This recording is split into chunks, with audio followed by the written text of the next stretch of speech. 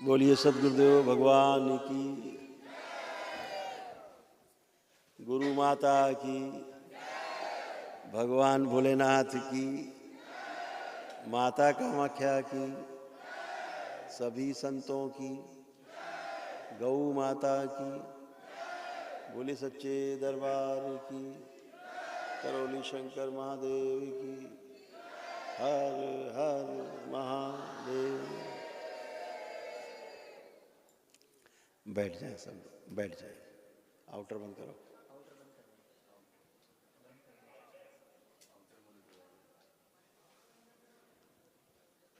आप सभी पदयात्रियों का दरबार में बहुत बहुत स्वागत है।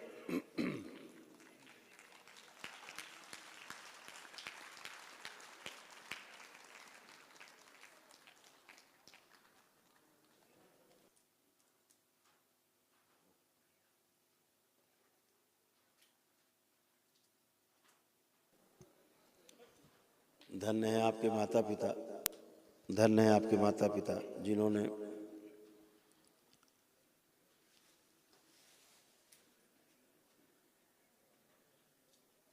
अपनी गोद में आपको खिलाया,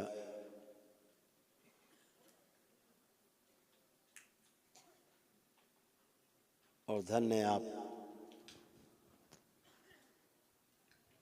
जो अपने सत्कर्मों से इस दरबार से जुड़ पाए।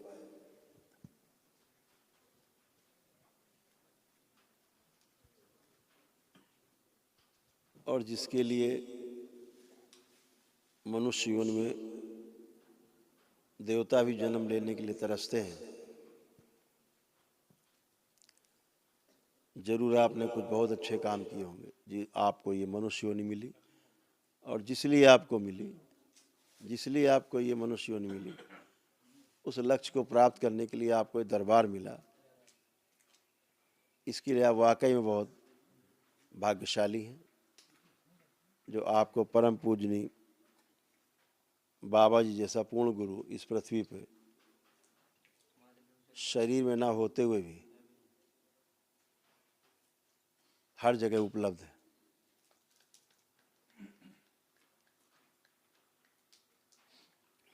आप सभी बाबा के सभी भक्त, तमाम शिष्य बैठे बाबा के, सभी का बहुत अभिनंदन।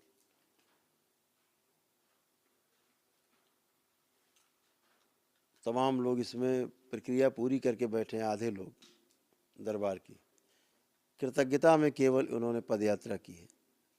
बाबा के प्रति कृतज्ञता, प्रेम इसलिए की। तो बहुत अद्भुत है आपका ये प्रेम और आपका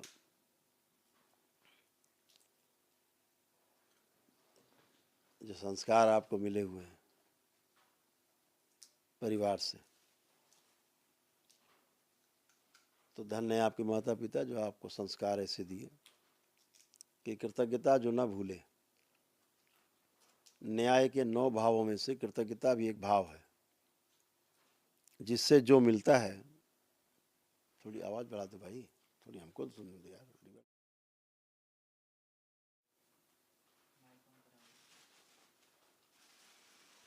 ओम।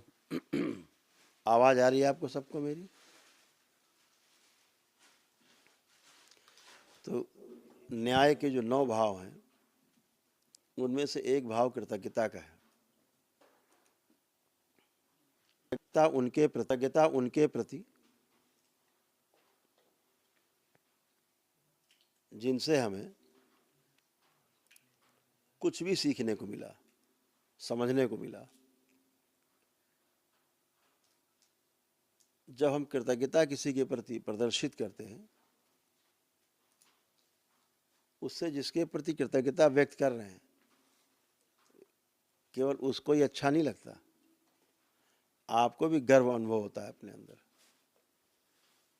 आपका कोई टीचर मिल जाए कभी पुराना, आप बड़े आईएएस ऑफिसर, बड़े आप पैसे वाले हैं, आप गाड़ी से उतर के रोक करके उसके पैर छूते हो। पैदल जा रहा होता, सब्जी का झोला लिए, आप उतर के पैर छूते हैं, आइए गाड़ी में बैठे, छोड़ दें आप।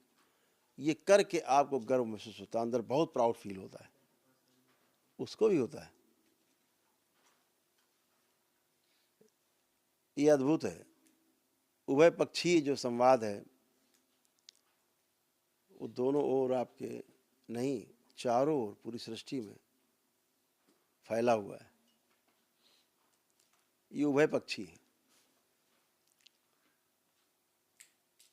जैसे कहा गया ना कि 4 वेद 6 शास्त्र में बात लिखी है दोए, दुख दीने दुख होत है और सुख दीने सुख होए। ऐसा है बस, इसका निचोड़ है हर ग्रंथ का, ऋषि मुनियों का। तो किसी से आप प्रेम से बात करते हैं, वो आपसे प्रेम से बात करेगा ही करेगा, ये उसकी मजबूरी है।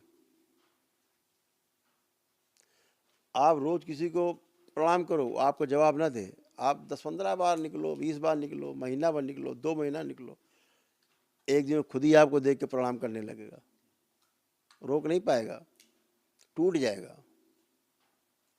प्रेम में इतनी बड़ी ताकत है। एक तरफा चल रहा है ना, कोई विरोध है एक तरफा है, नहीं चलेगा।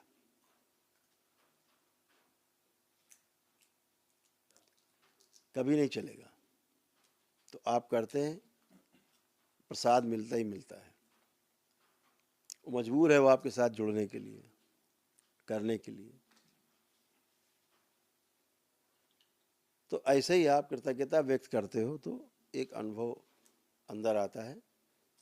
दूसरे बच्चे देख करके आपके पीछे वह भी ऐसा ही करने की कोशिश करते हैं, और इसी से पूरा समाज निर्मित होता है। इसी से आदमी के अंदर कुछ अच्छा करने की भावना विकसित होती है कि हम लोगों की मदद करेंगे, लोग कृतज्ञता जरूर व्यक्त करेंगे, धन्यवाद करेंगे, इतना तो करेंगे ही। इस आशा में बहुत लोग करते हैं। तो आप सभी लोगों ने इतनी बड़ी पद यात्रा की,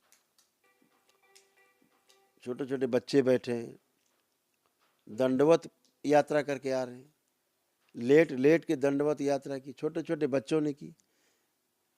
कौन कौन बच्चे हैं जिन्होंने दंडवत यात्रा की है?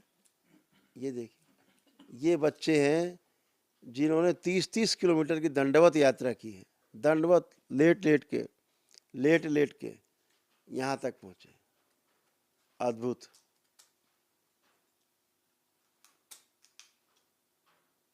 धन्य है आप सबके माता पिता भी, और आप सभी बहुत साहसी हो। ये जो आपका साहस है, ये आपका स्वयं का साहस है, अपना साहस है जो घटता नहीं कभी।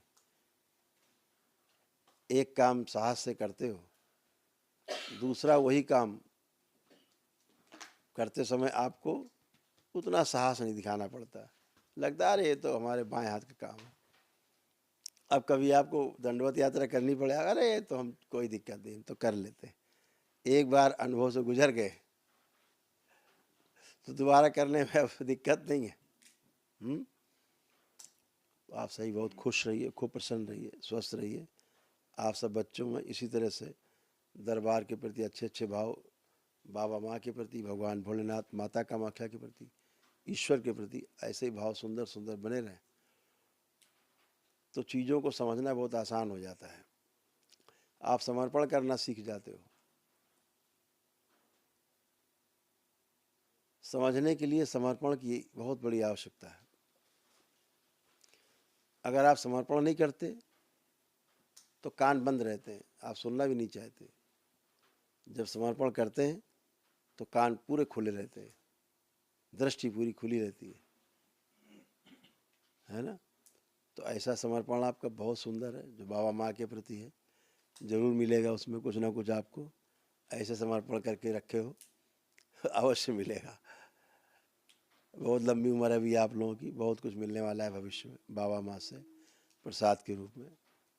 बैठ जाएं बच्चे, बैठ जाएं। ये सब बच्चे क्यों कर पा रहे हैं, कभी सोचा? जबरदस्ती करके आए ये, इनसे माता पिता ने नहीं कहा कि करो, ये जबरदस्ती करके आए दंडवत यात्रा। क्यों? क्योंकि आपने किया है, आपको देख करके जो बच्चों में आता है उसी को आचरण बोलते हैं। आपके अनुभव में जो हो रहा है, बच्चे देख रहे हैं, उसे ही आचरण कहा जाता है, जो कहने से नहीं आया है। आपको देख रहा है, वॉच कर रहा है, क्या कर रहे हैं पापा, मम्मी क्या कर रही है, अच्छा बाबा की पद यात्रा, जरूर कुछ ठीक है। करते हैं, देखते हैं, एक्सपीरियंस करता है बच्चा, वही आचरण बन जाता है उसका। तो हमेशा ध्यान रखें, बच्चे बहुत समझदार, हम माने रहते हैं, अरे तो 2 साल का बच्चा है, 3 साल का, क्या जाने, बहुत वॉच करता है आपको। सबसे ज़्यादा समझने की जो क्षमता है वो सबसे छोटे बच्चे के अंदर होती है, और ना समझने की क्षमता जो सबसे ज़्यादा है वो सबसे बूढ़े आदमी में होती है। जो बूढ़ा आदमी, अरे हम तो सब जानते हैं, अरे सब पता है, हमें ऐसे चलता है, कुछ नहीं जाना, बेचारे ने कमर पर लटकाए, झूठ बोल रहे, सब पता है उन्हें, कुछ नहीं पता। तो सबसे ज़्यादा जो क्यूरियोसिटी है वो छोटे बच्चों में समझने के प्रति बहुत उत्साह रहता है।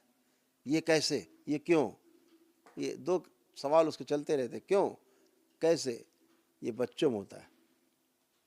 बड़ों से बात करो, अरे हमें पता है सब, अरे भाई तुम्हें यही पता है कि तुम्हें कुछ नहीं पता है। तो बच्चों में इसी तरह से एक्सपीरियंस जो आपके है, उन्हीं से आचरण को देख करके आपके आचरण बनता है। हाँ, जो आप करते हो वही देख के जो बन जाता है उनके अंदर, करने लगते हैं, उसे ही आचरण बोलते हैं। तो जिसके प्रभाव बच्चे रहते हैं उसी का आचरण उसमें ट्रांसफ़र हो जाता है।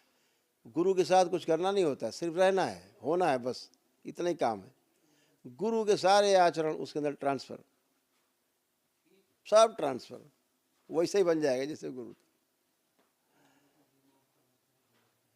तो हमेशा ध्यान रखें कि आचरण जो है वो करते समय, ख़ास तौर से बच्चों के सामने, बहुत ही गंभीरता रखें, सतर्कता भी रखें कि आप जो कर रहे हो वो उनका आचरण कल बनने वाला है, इसको हमेशा ध्यान रखो।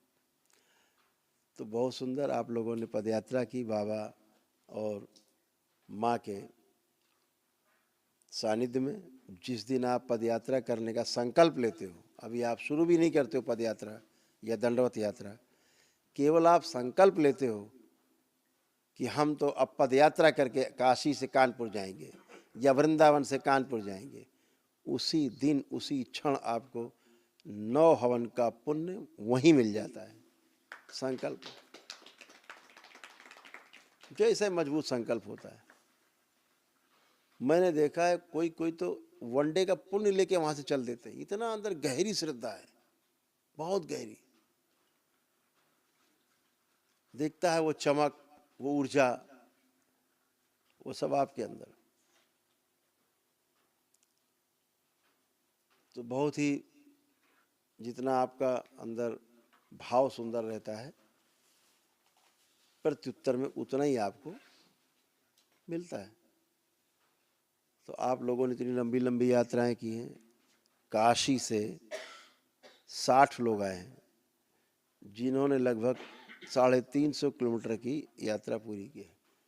काशी से जो लोग आए खड़े हो जाएं जरा, देखिए, जो काशी से पद यात्रा शुरू की है। अब देखो कैमरा की हालत, ये बेवकूफ आदमी।